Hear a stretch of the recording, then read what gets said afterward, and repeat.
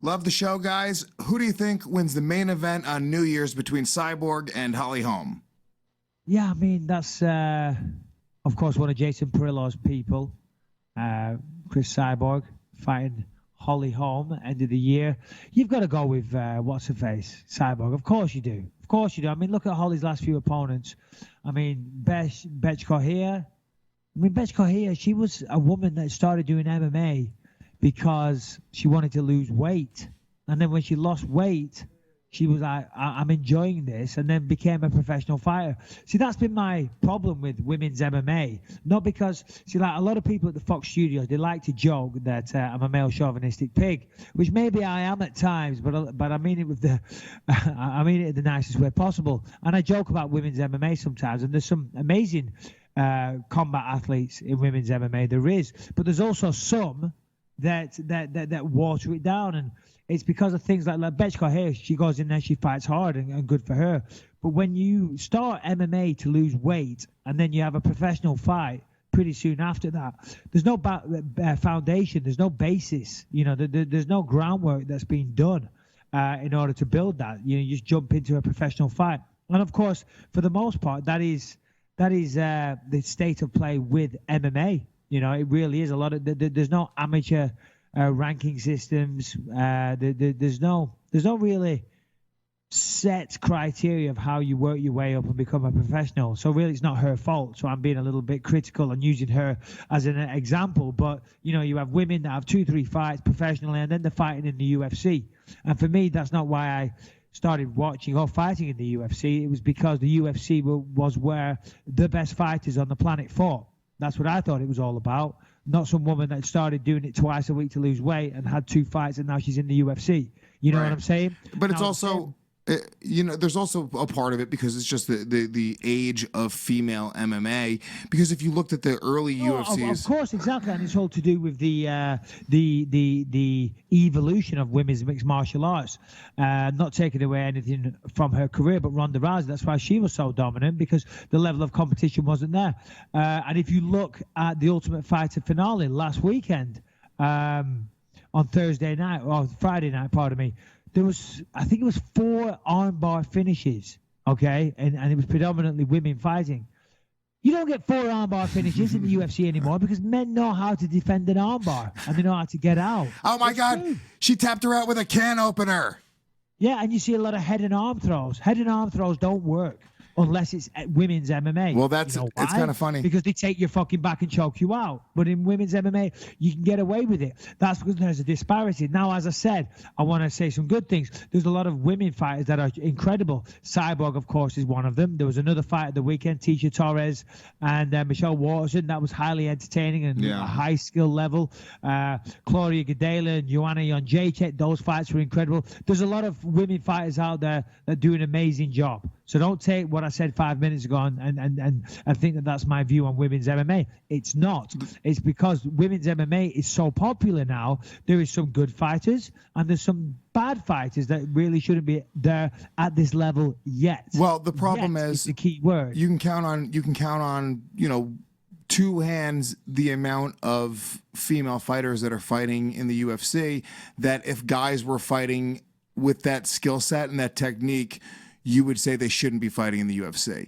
And just because exactly. Yeah, because they're women, they, you know, and look, it is what it is. The best woman is still the best woman, and there's still, you know, it's a scale, but I think you see that sometimes in Ronda Rousey. The fact that her first 6 wins in a row were armbar, that should have been a big red flag where you're like, wait a minute, maybe there's an issue here. Yeah, but some of her armbars were very, very good, and they were very creative and inventive, and, you know, that one against Katzengano, I'd never seen that before.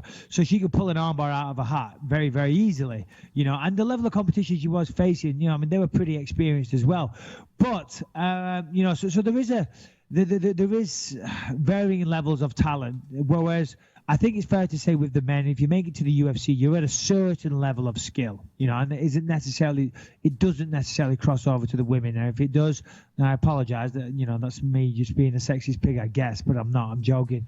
Going back to the question, the reason I got onto Bethe Correia talking about Holly's recent opponents and the people that she's finished. Now, she beat Bethe Correia via head kick as well. She beat Ronda Rousey via head kick, and she did lose to Miesha Tate. And who else did she lose to? Jermaine Durandame. Cyborg is a different level. Cyborg really is a different level. She's a hell of an athlete. Of course, people like to talk about performance-enhancing drugs, but she is incredibly dedicated. She runs every morning. She's lifting weights. She's in the gym. She trains like a maniac. She has a great team behind her. Jason Perillo, great management team, great coaches, and she works her goddamn ass off. And I just don't see. Of course, Holly is tall. She's rangy. She's got length. She obviously has the boxing background. She was a multiple-time boxing world champion. But Cyborg, if she is at her best, she's just too powerful. She hits too hard, in my opinion. I mean, we'll see what happens. It'll be an interesting fight. But I've got to go with Cyborg in that fight for sure. Yeah, you can't pick against Cyborg. Cyborg, if she was fighting, I mean this, dude. But there's a handful of guys at 125 pounds that I would still pick Cyborg. Oh, yeah, for sure. Absolutely. And she predominantly spars with men. And that's nothing bad against women. It's just simply because she struggles to find women that are going to push her. And you've got to get pushed in the gym. And, of course, where we train is predominantly men anyway. So, but that's it. She has to bring in men to push her in the gym. So, therefore, when she fights a woman, it's almost easy work. And however you want to slice it, that is the reality of the situation. A man is harder in a physical environment to deal with than a woman. So, when she goes against a woman, when she's used to training with men, it makes it somewhat easier. Now, no doubt, Holly Holm does very similar things. She trains down at Greg Jackson's. I'm sure there's great women to train with, but she probably trains with a lot of dudes as well. But going back to the fight, I think on the feet, maybe Holly...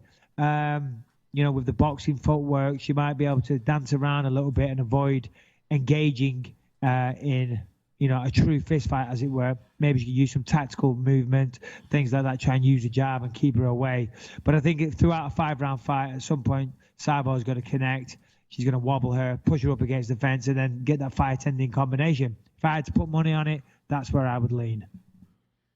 All right. That was the last question. I know you don't want to talk about this because you're not a child like I am, but I will ask you this. Oh, go on. We all saw the wardrobe malfunction with. We didn't all see that. Angela We did Magana. not all see that. You saw that.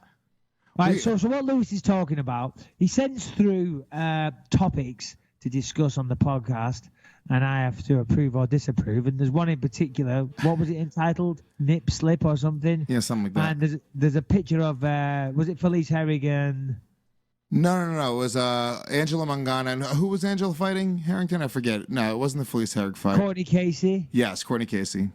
Yeah, and I couldn't even see it on the picture that you sent, but apparently one of the sports bras had malfunctioned and you could see a nipple. And Lewis desperately wanted to discuss this on the episode. I'm like, dude, I'm not discussing that. I mean, come on, Lewis. I think definitely me, are better than that. Well, here's the problem, Michael. Look, if you don't care about, the issues that are pertaining to female mixed martial artists, that's fine. If you want to not, try to address the issues and figure out maybe what we can do in support of these women who are, obviously, out there trying to compete at a high level. Yeah, but how does that make me look, right? If I go out there, I fight, and I work on Fox, but on my own independent podcast, all I'm breaking down is the nipple slip on the woman's boob. I'm saying what I mean? to It's come not a up good with look. solutions. And to be honest, it's not something I want to focus on anyway. A, it's juvenile. B, it's not even funny, and I couldn't give a fuck. If so, what? I lost my cup, my groin guard in my GSP fight. No doubt there was some juvenile jokes about that, but yeah, dude. If you're listen to me, I don't see it as a story. Maybe I'm just a bit more mature. Let me tell you something, dude. If your dick came out of your shorts during the GSP fight, everyone, not only would they talk about it, they should talk about it. And this is my problem. If I had a I'm treating piece long enough that could come out of my shorts, then I'd be happy for it to be spoke about as well. your name would be Francis Ngannou. Ah, Jesus Christ. I can only imagine. Jesus Christ, dude, fucking holy cuckold porn. He is the fucking one. If you're into cuck porn, that's the one you want. It's funny you should mention this because I was having this discussion with some people on Saturday night, and apparently there's a picture doing the rounds where him and Demetrius Johnson are posing for a picture.